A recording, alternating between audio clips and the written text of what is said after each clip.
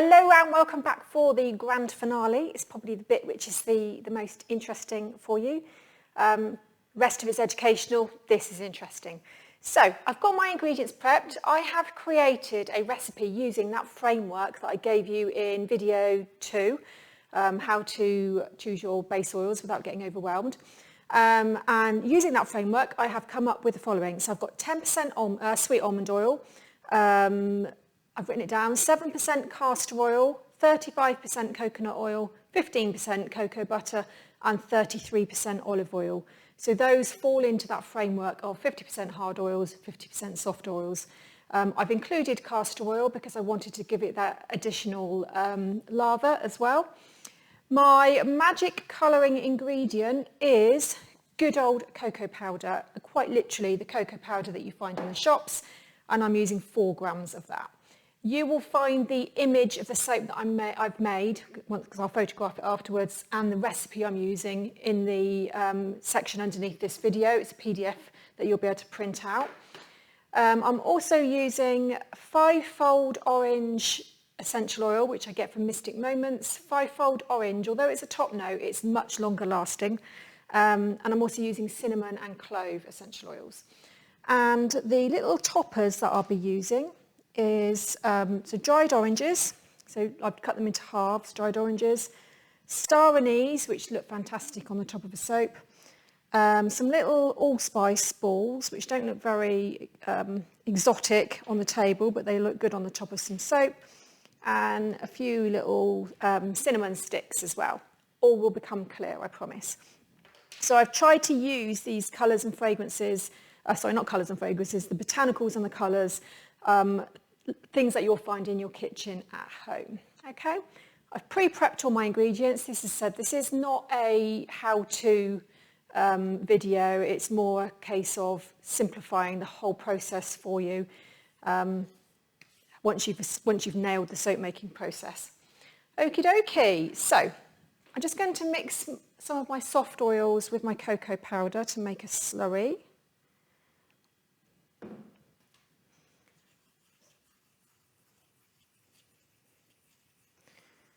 Just make sure there's no lumps in it at all.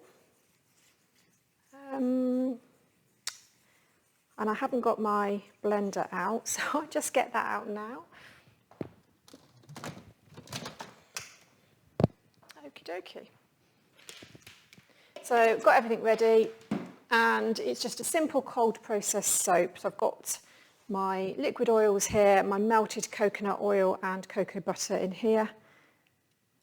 Pop it all in there and then keep my jug. So I'm going to be doing, as I said, a simple in the pot swirl. The whole idea being that it's really effective, easy to do, but yeah, very simple for you to pick up if you haven't already used this technique before.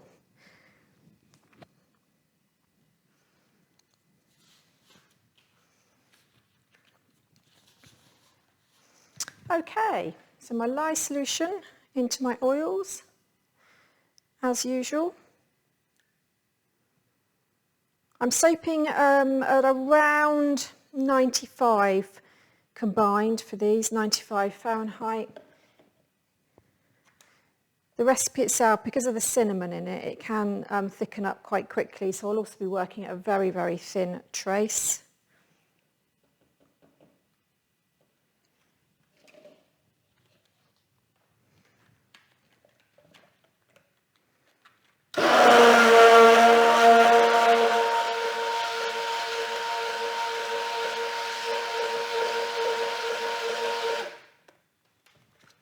Don't forget your essential oils, whatever you're using.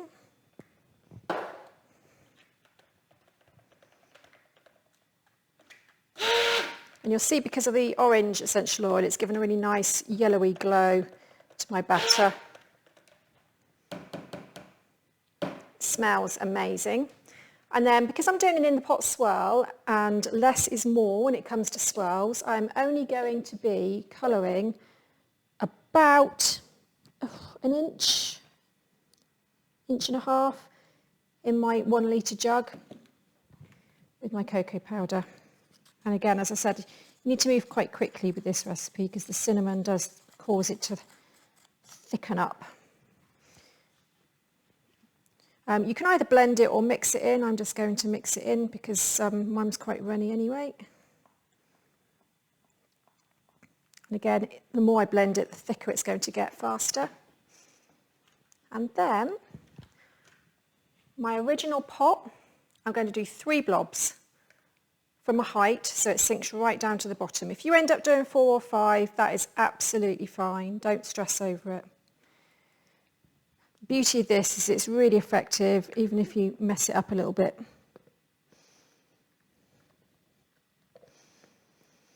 And then anyone who's attended a course with me will probably have heard me say this, less is more. So a figure of 8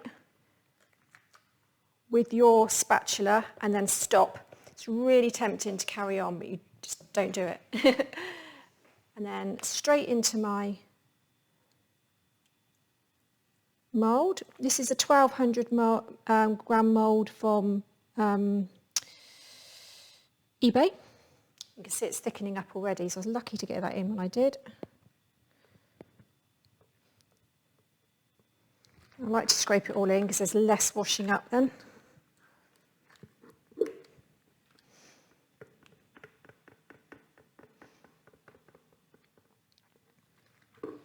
Good tap to get rid of the air bubbles and to flatten it out.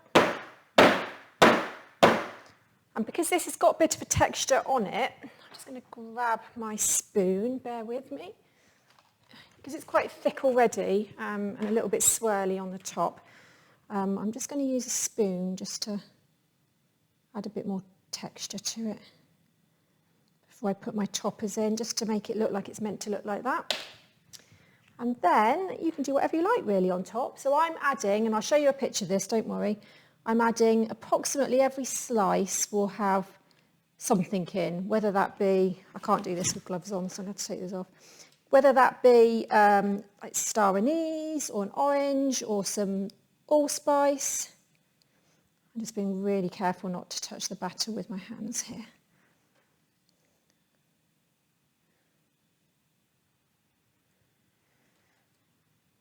Oh, let's do it alternately so I know what I'm doing.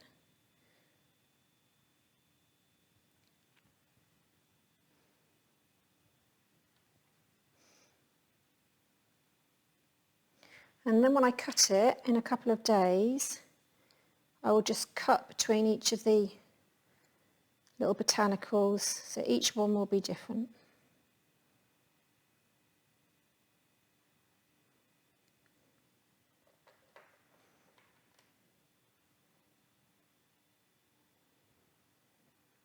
We'll just stick another bit of orange on the end there. Okie dokie. So that is my in the pot swirl. I'm just going to show you what it looks like. It's quite thick already. Oops, just take my goggles off. You can see it's got my different botanicals in, but as I say, I will pop some proper photographs on there for when you look to do it yourself. Okie dokie. Right, proper glamorous look there. I hope you found that really helpful. I'll see you for the overview in the next video.